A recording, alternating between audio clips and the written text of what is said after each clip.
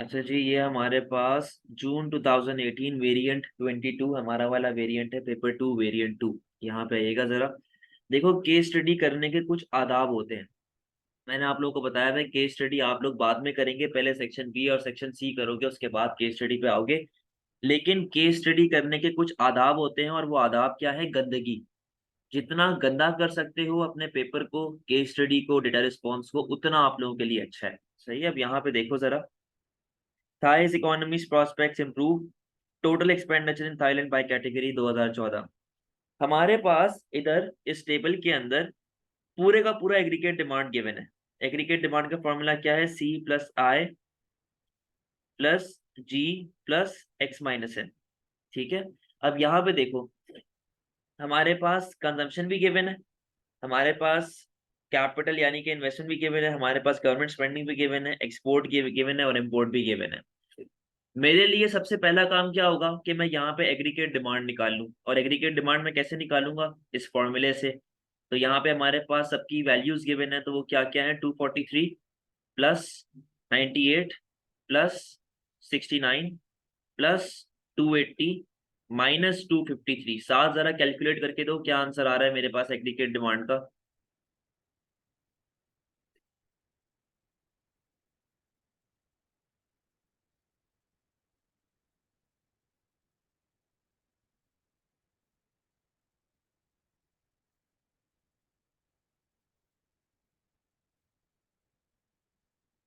भाई मेरे पास aggregate demand का आंसर है 437।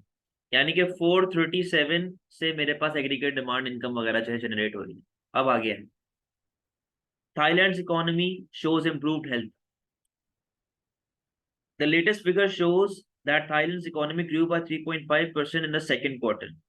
सेकंड क्वार्टर का मतलब हमारे पास साल में 4 क्वार्टर होते हैं ना।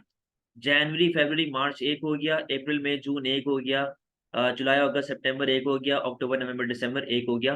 तो वो कह रहे हैं कि सेकंड क्वार्टर के अंदर आपका जो इकोनॉमी है काफी ज्यादा ग्रो हुई है। Putting it on track for 3 to 3.5% growth for the whole world of 2016। होता है पूरी दुनिया में भी 2016 के अंदर एक अच्छी खासी इकोनॉमिक ग्रोथ आई है। Thailand has managed to boost its growth after several quarters of disappointing performance by increasing public sector investment in several large infrastructure projects, including roads, railways, and airports. बोलता है कि थाईलैंड की जो economic conditions थी काफी खराब थी, इन्होंने काफी इंप्रूव किया अपने आप को। और किस तरह इंप्रूव किया है? गवर्नमेंट इन्वेस्टमेंट के थ्रू। यहाँ पे हमारे पास लिखा हुआ है पब्लिक सेक्टर इन्वेस्टमेंट। किस चीज पे हमने किया? रोड, रेलवे, एयरपोर्ट्स वगैरह। हमारे पास यानी कि जो ये वाला कंपोनेंट है एग्रीगेट डिमांड के अंदर, जी वाला, इसको इन्होंने इंक्रीज किया, जिससे आपका एग्रीगेट डिमांड बढ़ा और आपके मुल्क में इकोनॉमिक ग्रोथ आना स्टार्ट हो गई।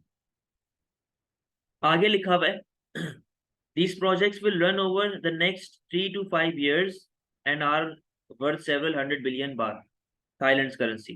बोलता है कि ये 3 से 5 साल तक चलेंगे और हमें जो है काफी ज्यादा 100 बिलियन के करीब जो है हमें बेनिफिट हो रहा है। It is hoped that this public sector investment will encourage the private sector to increase their investment spending। कहते हैं कि अगर ये इसी तरह मामला चलते रहे तो प्राइवेट वाले जो हमारे पास लोग हैं ये इन्वेस्टमेंट पे खर्चा करेंगे, यानी कि हमारा आय भी बढ़ना स्टार्ट हो जाएगा और फर्दर एग्रीगेट डिमांड बढ़ेगा। आगे, in addition to increased investment, the Thai's economy's growth is being boosted by recovering private consumption due to increases in farm prices, which are crucial to household purchasing power as well as a strong tourism sector। बोलता है कि investment के साथ साथ हमारे पास और भी जो हमारे पास प्राइवेट कंजम्पशन था वो भी रिकवर हो रहा है, क्योंकि फार्म की प्राइस बढ़ रही है और जो हाउस होल्ड परचेजिंग पावर है वो हमारे पास अफेक्ट हो रही है। और हमारा टूरिज्म सेक्टर काफी ज्यादा स्ट्रॉन्ग, हमारा टूरिज्म यानी कि ट्रेड एंड सर्विस काफी ज्यादा स्ट्रॉन्ग हो रही है। Regarding the export sector, which remains the biggest engine of growth, the outlook is still uncertain, but the negative impact on China's economic slowdown appears to have stabilized with the Chinese growth rate at around 6.6% per annum। बोलता है कि हमारे पास export के अंदर काफी ज्यादा growth आई है, और जो ग्रोथ आई है हमारे पास एक अनसर्टेन ग्रोथ है। But the negative impact from China's economic slowdown appears to have stabilized the Chinese growth rate of around 6.6% per annum। होता है कि चाइना के अंदर इकोनॉमी जो है ना हल्की पड़ गई है, इकोनॉमिक स्लो डाउन हो गई है। जिसकी वजह से चाइना की ग्रोथ 6.6% पर एनम पे आके रुक गई है, स्टेबलाइज हो चुकी है। Extract 2, Thailand's tourism industry continues to grow. The Thai tourism industry is projected to record international visitor arrival of 16.67 million between January and June 2016. इतना सारा बंदा आपके पास टूर करने आ रहा है, which will be up by 13% over the same period of 2015. 2016 के अंदर आपके पास इतना आया था और ये 13% ज्यादा है as compare to what they got in 2015. Projected earnings are estimated at 824 billion baht, up 17%. जो अर्निंग यहाँ पे लोगों को होगी वो 824 बिलियन की होगी, 17% से जो आपके पास बढ़ चुका है। The top 3 markets in terms of tourism receipts are projected to be China. तो हमारे पास जो टॉप 3 टूरिस्ट जहां से आ रहे हैं, एक अपने पास चाइना है जो कि 146 बिलियन बाद आपको देता है, दूसरा आपके पास मलेशिया है जो 22.5 बिलियन बाद आपको देता है, और ऑस्ट्रेलिया है जो 17.8 मिलियन बाद आपको देता है।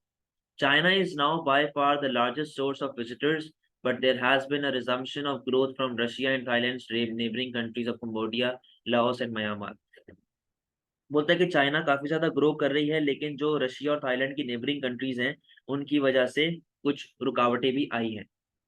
तो अब यहाँ पे देखो हमने गंद पूरा इसको मचा लिया। अब यहाँ पे हम क्वेश्चंस के ऊपर आते हैं। गंद मचाने का पहला फायदा देखो क्या क्वेश्चन बोल रहा है, कह रहा है एग्रीगेट डिमांड कैलकुलेट करके बताओ क्या आ रही है, जो हम लोग पहले ही कर चुके हैं। ठीक है, आपने यहाँ पे सीधा सीधा फॉर्मूला लिखना है। फॉर्मूला लिखने के बाद आप वैल्यूज लिखेंगे और उनको ऐड करके आंसर बता दोगे कितना आ रहा है, 437 बिलियन डॉलर्स। ठीक है, बिलियन डॉलर लिखना लाजमी है। Next, in which category of expenditure would the various infrastructure project be placed. बोलता है कि जो हमने इंफ्रास्ट्रक्चर पे खर्चा लगाया है क्या वो कैपिटल गुड है या क्या वो कंज्यूमर गुड है। डेफिनेटली कैपिटल गुड है हमारे पास, तो यहाँ पे हमने लिख दिया कि वो कैपिटल गुड है। अब 1 मार्क का है तो उसको एक्सप्लेन करने मत बैठ जाना, बस नाम लिखना है उसका। Explain how a fall in interest rate would be likely to affect expenditure on consumption and export. हमारे पास एक्सचेंज रेट के ऊपर और मतलब अगर हमारे पास इंटरेस्ट रेट गिरता है तो उससे कंजम्पशन पे क्या इफेक्ट आएगा और उससे हमारी एक्सपोर्ट्स पे क्या इफेक्ट आएगा। मेरी बात सुने, आपके पास पैसा है, पैसे के आप सिर्फ 2 काम कर सकते हो, या तो आप उसको स्पेंड कर सकते हो या तो आप उसको सेव कर सकते हो। साथ कोई तीसरा काम तो नहीं करते ना आप पैसों का, नोट का, या तो स्पेंड करोगे या तो सेव करोगे।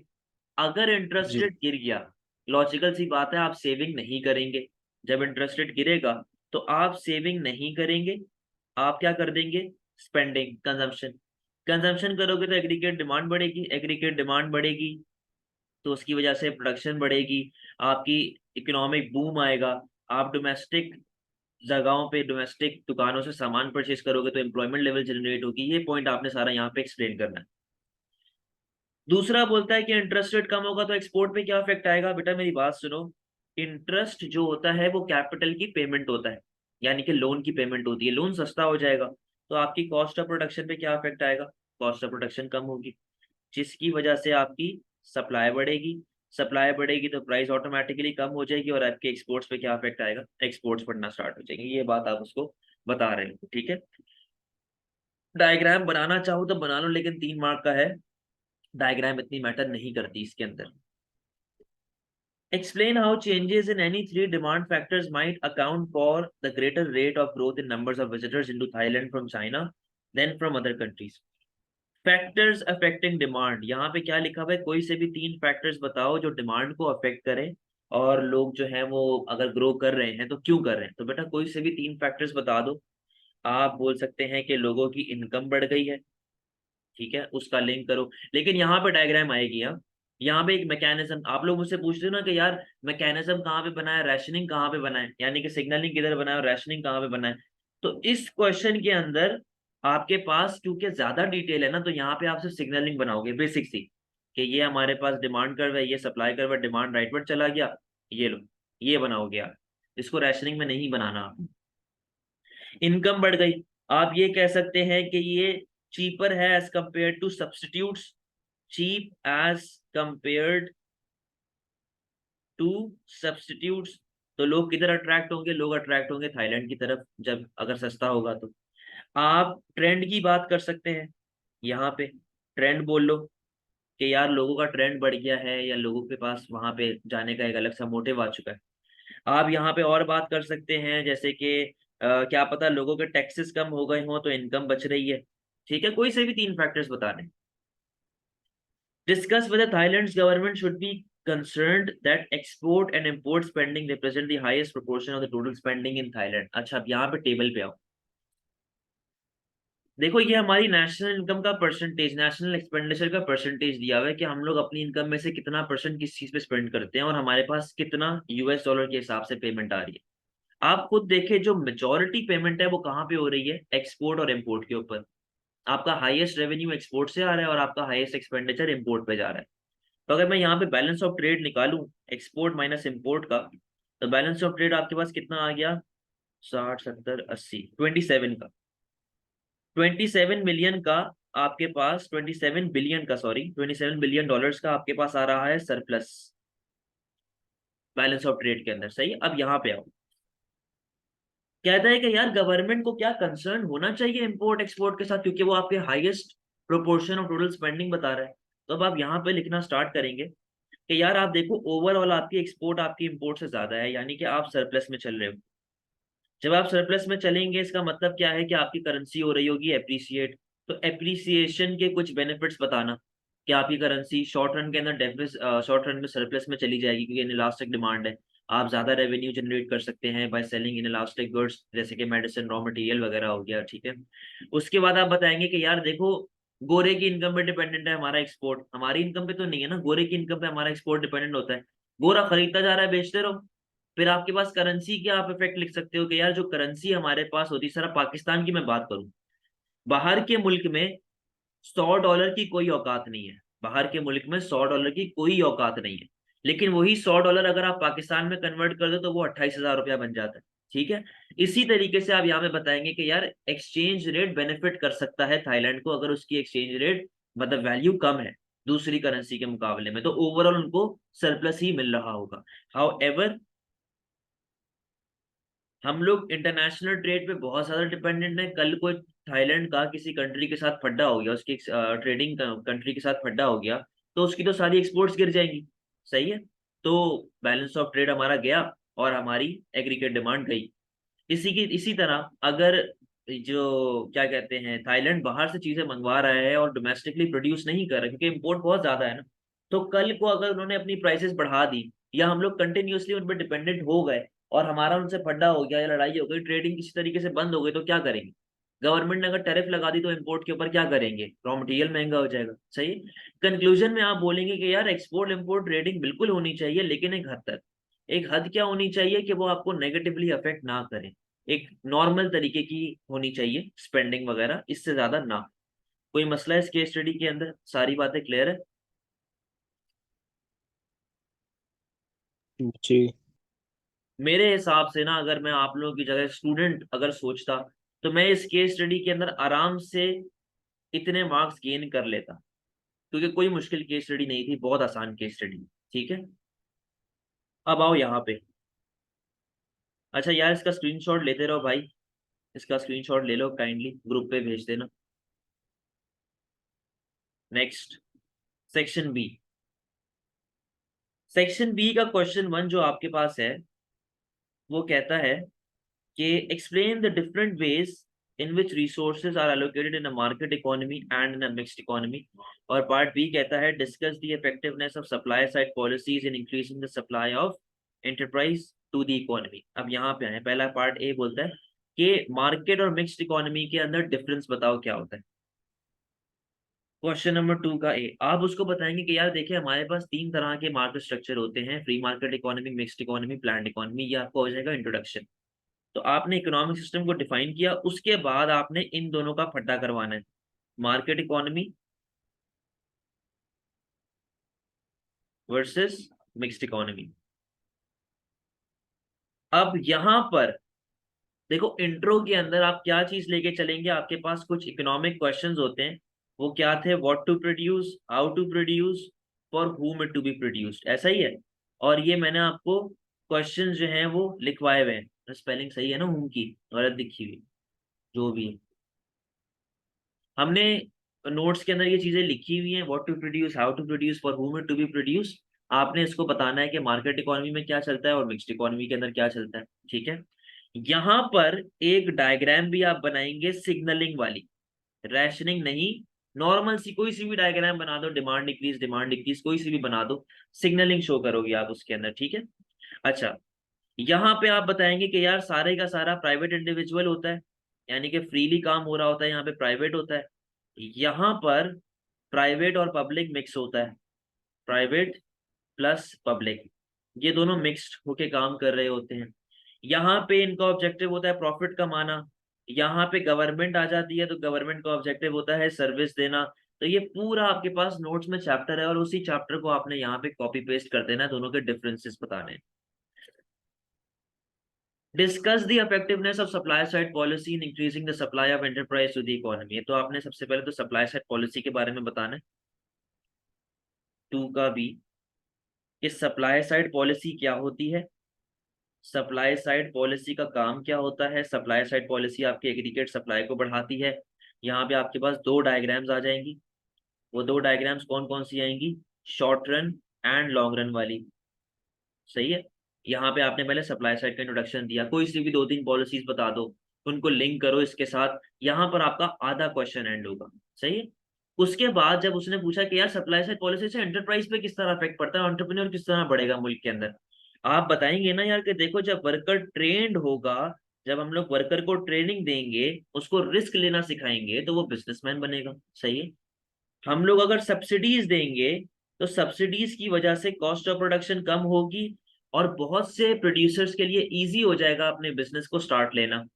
हम टेक्नोलॉजी लेके आएंगे तो नए नए एंटरप्रेन्योर्स के पास नई नई नॉलेज आएगी, नई नई स्किल्स आएंगी, सही है। तो इन चीजों को आपने सिर्फ साथ लेके चलना है। कंक्लूजन,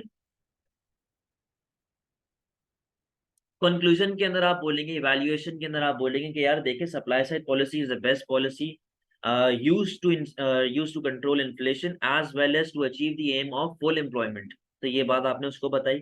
उसके बाद आप बताएंगे कि जो सब्सिडी या जो भी सप्लाई साइड पॉलिसी हमारे पास होती है उससे बेनिफिट हमें क्या होगा। उससे सबसे बड़ा बेनिफिट तो यही होगा ना कि आपके मुल्क का पोटेंशियल बढ़ेगा, आपकी इकोनॉमिक ग्रोथ आ रही होगी। तो सप्लाई साइड पॉलिसी ओवरऑल बहुत ज्यादा इफेक्टिव है एंटरप्रेन्योर की सप्लाई को अपनी मार्केट में बढ़ाने के लिए, प्लस यहाँ पे क्योंकि जॉब्स भी क्रिएट होती हैं, तो ये इसलिए हमारे पास सप्लाई साइड पॉलिसी बहुत अच्छी है, कोई मसले वाली बात।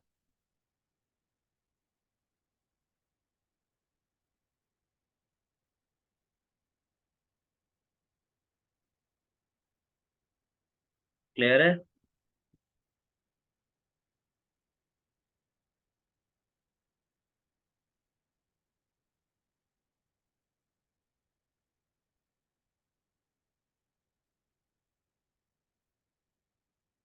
देखो कंक्लूजन में उसने ये चीज आपसे पूछी है कि बताओ क्या ये supply side policy overall enterprise, जो लैंड लेबर कैपिटल इंटरप्राइज होता है, क्या ये overall capital, sorry overall enterprise की सप्लाई को मार्केट में बढ़ाएगा या नहीं बढ़ाएगा। इन्फ्लेशन सॉल्व होती है, लोगों के पास स्किल्स आती हैं, लोगों के पास नॉलेज आती है, एम्प्लॉयमेंट जनरेट होती है, आपका पोटेंशियल बढ़ रहा होता है, ये सारे पॉइंट्स कंक्लूजन के आपके आ जाएंगे। स्क्रीनशॉट ले लें भाई जल्दी से, ग्रुप पे भेज देना।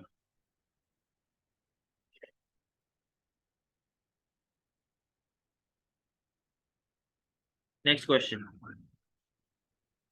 क्वेश्चन 3 आपसे कहता है with the use of diagram explain how the price elasticity of demand for a product influences the incidence of an indirect tax on that product। और बी आपसे कहता है indirect taxes reduce consumer surplus and should therefore never be imposed in a mixed economy, discuss the view। यानी कि ये दोनों questions ही आपके indirect taxes से रिलेटेड हैं और इनडायरेक्ट टैक्सेस के साथ लिंक करके चल रहे हैं। तो मुझे कुछ डायग्राम्स सेव करनी पड़ेंगी और कुछ बातें सेव करनी पड़ेंगी जो मैं पार्ट बी में यूज कर सकूं।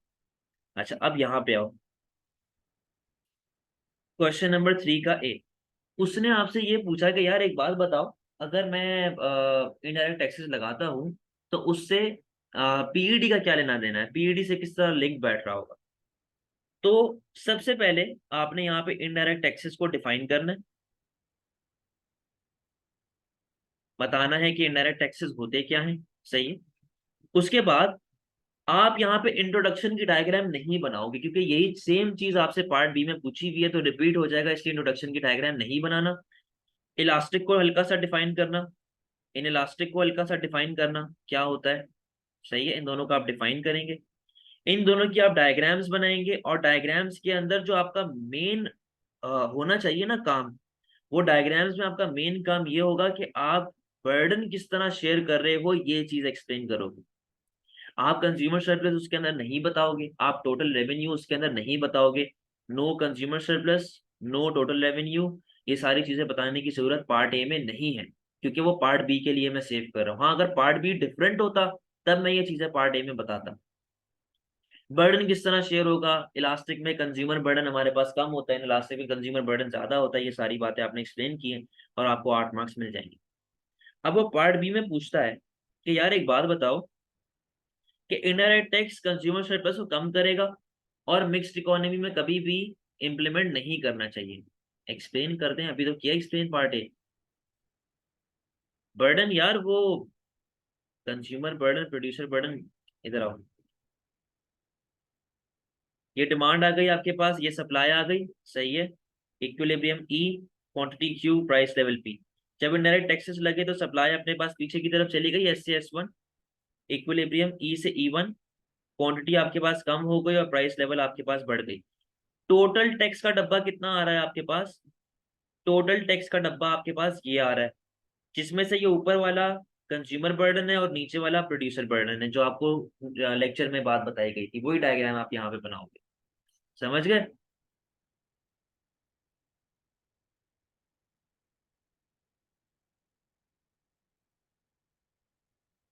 सही है। पार्ट बी के ऊपर आओ। पार्ट बी बोलता है कि यार इनडायरेक्ट टैक्सेस की वजह से आपका कंज्यूमर सरप्लस गिरेगा and should therefore never be imposed in a mixed economy. तो पहले तो आप मिक्स्ड इकोनॉमी की बातें बताओ कि मिक्स्ड इकोनॉमी में काम क्या होता है, सही है, मिक्स्ड इकोनॉमी को आप एक्सप्लेन करेंगे।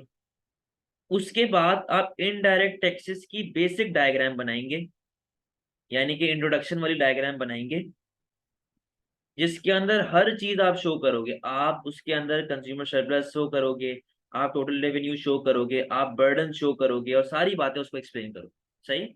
अच्छा, फिर वो आपसे कहता है कि should therefore never be impose in a mixed economy, तो अब यहाँ पे आपको बेनिफिट्स और ड्रॉबैक्स बताने। देखो बेनिफिट्स क्या क्या होंगे कि यही गवर्नमेंट के पास टैक्स रेवेन्यू जमा होगा, indirect taxes can not be avoided, indirect taxes can not be avoided, तो गवर्नमेंट के पास टैक्स रेवेन्यू जमा हो रहा होगा, यही पैसा गवर्नमेंट अपनी स्पेंडिंग पे लगाएगी, गवर्नमेंट स्पेंडिंग आपकी इंप्रूव होगी, इंफ्रास्ट्रक्चर आपके पास इंप्रूव होगा, gap between rich and poor कम होगा, जिसे आप लोग उसके नाम से याद रखते थे, क्या नाम था उसका यार, जीनी कोएफिशिएंट वाला जो आपका इनकम बेटा। डिस्पैरिटी। हाँ, इनकम डिस्पैरिटी। उसकी बात आप करोगे कि इनकम वगैरह जो है हमारे पास, equal distribution of income and wealth हमारे पास चलना स्टार्ट हो जाएगी। आप लॉरेंस लॉरेंस। कर्व को याद रखोगे, लॉरेंस कर्व के बारे में हल्का सा हम्म। बताओ कि आपकी इनकम इनक्वालिटी कम होती रहेगी। हाउ एवर ड्रॉबैक्स क्या क्या होंगे, अमीर बंदा तो पे कर देगा, गरीब बंदा बेचारा जो है वो फंस जाएगा, गरीब बंदे की वो परेशान हो जाएगा बेचारा, वो नहीं दे पाएगा टैक्सेस, तो गरीब बंदे के ऊपर आपका बर्डन बढ़ जाएगा, ठीक है, जिसे हम लोग कहते हैं रिग्रेसिव टैक्सेस, रिग्रेसिव टैक्सेस गरीब पे बढ़ जाए।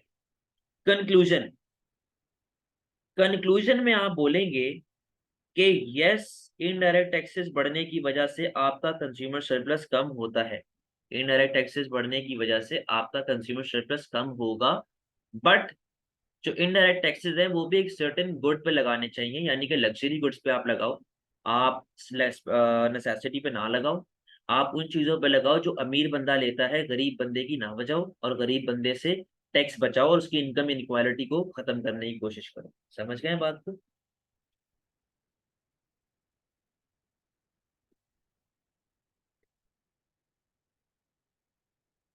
इसका भी स्क्रीनशॉट ले लें, ग्रुप पे डाल दीजिएगा।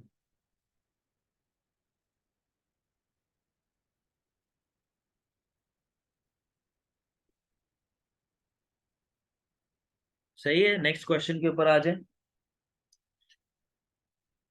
क्वेश्चन 4 का बी पहले पढ़ लें। Discuss whether a high rate of inflation और deficit on the current account of the balance of payment is more serious problem for an economy. दो बातों का उसने आपसे पूछा हुआ है।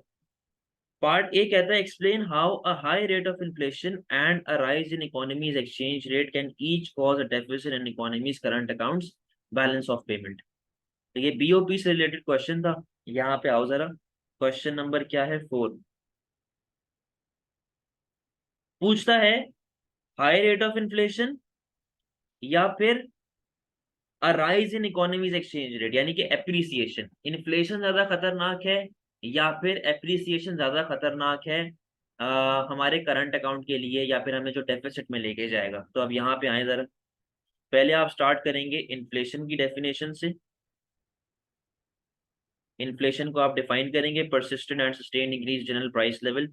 एग्रीगेट डिमांड को बढ़ा के दिखा देना डायग्राम के अंदर। बेसिक सी डायग्राम आपकी बन जाएगी, नॉर्मल वाली, एलआरएस नहीं बनाना, नॉर्मल डायग्राम बनाना। अच्छा, इन्फ्लेशन के साथ आप जो मैंने आपको अफेक्ट्स बताए हुए थे, याद करो जो दो अफेक्ट्स मैंने आपको, अफेक्ट्स ऑफ इन्फ्लेशन को 5-6 अफेक्ट्स बताए थे, उनमें से एक अफेक्ट था बैलेंस ऑफ ट्रेड वाला। जो दूसरा अफेक्ट था, सेकंड अफेक्ट था, उसमें क्या था कि एक्सपोर्ट की प्राइस बढ़ेगी तो एक्सपोर्ट की क्वांटिटी कम हो जाएगी और हमारा एक्सपोर्ट का रेवेन्यू गिरना स्टार्ट हो जाएगा।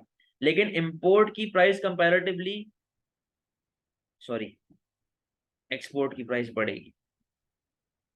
अच्छा, लेकिन इंपोर्ट की प्राइस कंपैरेटिवली हमें कम नजर आएगी, जिसकी वजह से इंपोर्ट की क्वांटिटी बढ़ेगी और इंपोर्ट का एक्सपेंडिचर आपका बढ़ना स्टार्ट हो जाएगा। तो इसकी वजह से बेटा आपका बैलेंस ऑफ ट्रेड डेफिसिट में जाना स्टार्ट हो जाएगा। ये आपका 4 मार्क साइड में हो गए। बाकी के 4 मार्क किधर से आप उठाओगे? एप्रिसिएशन से। एप्रिसिएशन का मतलब क्या होता है? वैल्यू ऑफ करेंसी बढ़ जाना। जब वैल्यू ऑफ करेंसी बढ़ेगी तो जाहिर सी बात है अपना माल दूसरों के लिए महंगा हो जाएगा, एक्सपोर्ट प्राइस अपने पास बढ़ेगी। और यही सेम चेन यहाँ पे फॉलो होगी, एक्सपोर्ट की क्वांटिटी अपने पास कम हो जाएगी, एक्सपोर्ट रेवेन्यू गिरना स्टार्ट हो जाएगा। अच्छा, और इम्पोर्ट जो है वो हमें क्या कहते हैं, सस्ता नजर आएगा। इम्पोर्ट की क्वांटिटी बढ़ जाएगी और इम्पोर्ट का एक्सपेंडिचर बढ़ना स्टार्ट हो जाएगा। तो बीओटी यहाँ पे भी अपने पास डेफिसिट में चला गया। लेकिन आप यहाँ पे एक बात और ऐड करेंगे कि ये किस पर डिपेंड करता है? ये डिपेंड करता है टाइम पीरियड के ऊपर। क्योंकि याद करो जे कर्व को, वो क्या था, वो सॉरी उल्टा जे कर्व, उल्टा जे कर्व यहाँ पे आएगा। वो क्या था भाई कि एप्रिसिएशन शॉर्ट रन में आपको सरप्लस लाके देता है। एप्रिसिएशन शॉर्ट रन में आपको सरप्लस क्यों लाके देगा? क्योंकि आपकी डिमांड होती है इनलास्टिक, कंज्यूमर आपसे सामान परचेज करेगा ही करेगा, भले कुछ भी हो जाए। तो appreciation short run is effective, जहां पे आपके पास क्या कहते हैं, बैलेंस ऑफ ट्रेड पॉजिटिव में होगा। लेकिन लॉन्ग रन के अंदर यही एप्रिसिएशन आपका नेगेटिव में कन्वर्ट हो जाएगा, आपको डेफिसिट क्रिएट करके देगा। तो कंक्लूजन में आप बोलेंगे कि हाँ यार दोनों ही नुकसानदेह हैं, दोनों ही हमारे पास ओवरऑल नेगेटिव इम्पैक्ट ही लेके आ रहे हैं बैलेंस ऑफ ट्रेड के अंदर, तो इसलिए दोनों हार्मफुल हैं। अगला क्वेश्चन है discuss whether a high rate of inflation, वापस से दो बातें, हाई रेट ऑफ इन्फ्लेशन या फिर deficit in current account of balance of payment is more serious problem for an economy, is more serious problem for an economy. अब यहाँ पे आओ, ये आपके पास आ रहा है 4B। पहले कहता है हाई रेट ऑफ इन्फ्लेशन। अब बेटा ये 12 मार्क का क्वेश्चन है ना, इसलिए यहाँ पे आएगा LRAS, long run aggregate supply, जहां पे आप पूरी चेन बना के दिखाओगे उसको, एग्रीगेट डिमांड वाली, कि ये हमारा ऐसा LRAS आ गया, सही है, जो हमारे पास ये इस तरीके से आगे बढ़ता जा रहा है और मैं यहाँ पे आ चुका हूँ हाइपर इन्फ्लेशन के ऊपर। तो ये आपको पूरा उसको एक्सप्लेन करना पड़ेगा, LRAS, AD, AD1, AD2, AD3, ठीक है। ये सारी चीजें आपको एक्सप्लेन करनी पड़ेंगी। आपको यहाँ पे इंट्रोडक्शन जो अपना देना पड़ेगा ना, वो देना पड़ेगा macro economic objectives of government. जो हमारे पास दो ऑब्जेक्टिव्स की यहाँ पे बात हो रही है, वो हो रही है प्राइस स्टेबिलिटी और हमारे पास आ रही है बीओपी स्टेबिलिटी। हम लोग इसी दो की बात कर रहे हैं ना। तो यहाँ पे आपके पास इंट्रोडक्शन आपने दिया, फिर आप स्टार्ट करेंगे। अच्छा, आप इन्फ्लेशन के लिए कॉस्ट पुश की भी बात कर सकते हो। कॉस्ट पुश भी बता देना कि यार ये देखो हमारा जो है कॉस्ट ऑफ प्रोडक्शन बढ़ रही है, इम्पोर्टेड इन्फ्लेशन आ रहा है। लेकिन हर चीज को छोटा छोटा रखना, अब पूरा ही छापने मत बैठ जाना, छोटा छोटा रखना, क्योंकि यहाँ पे 3-4 बातें हो रही हैं। तो कॉस्ट पुश को आपने लिंक किया, आपने उसकी डायग्राम बनाई, तो यहाँ पे आपके पास हल्का फुल्का सा बोलता है कि हमारे पास एक बात बताओ, ज्यादा सीरियस प्रॉब्लम कौन सी है। तो आपने कॉस्ट पुश की भले डायग्राम ना बनाओ, छोड़ दो, बल्कि हल्का हल्का सा बता दो कि होता क्या है। अब यहाँ पे आपने बताने हैं अफेक्ट्स ऑफ इन्फ्लेशन। अफेक्ट्स क्या क्या आपके पास इन्फ्लेशन के आ रहे हैं?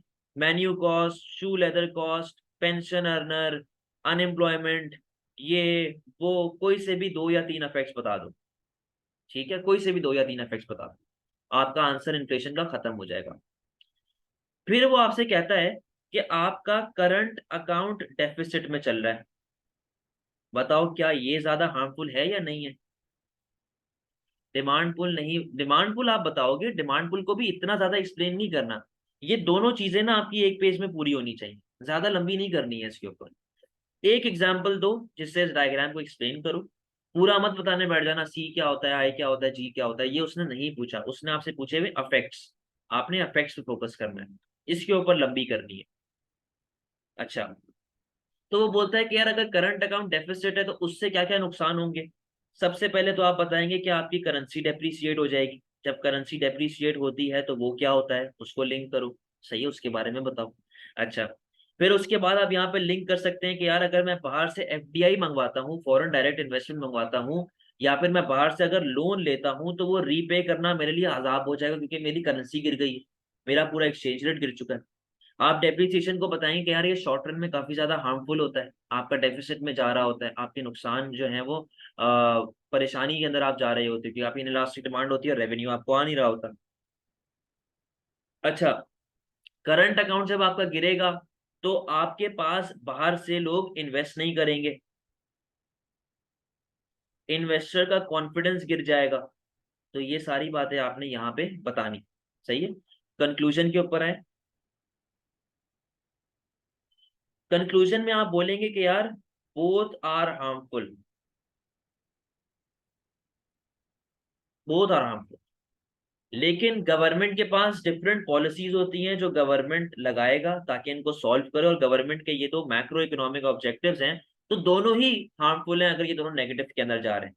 तो ऐसी कोई बात नहीं है कि कौन ज्यादा हार्मफुल है कौन कम हार्मफुल है, दोनों सीरियस प्रॉब्लम्स हैं, और गवर्नमेंट को दोनों को ही सेव करना पड़ेगा। और government can save this by using expenditure dampening policy, उसका हल्का सा नाम बता दो, एक्सप्लेन नहीं करना। तो गवर्नमेंट ये जो है एक्सपेंडिचर डैम्पनिंग पॉलिसी लेके आएगा तो दोनों सॉल्व हो जाएंगे ओवरऑल। तो इस तरह गवर्नमेंट को पॉलिसीज लगानी पड़ेंगी दोनों को सॉल्व करने के लिए। समझ में आ गई है बात?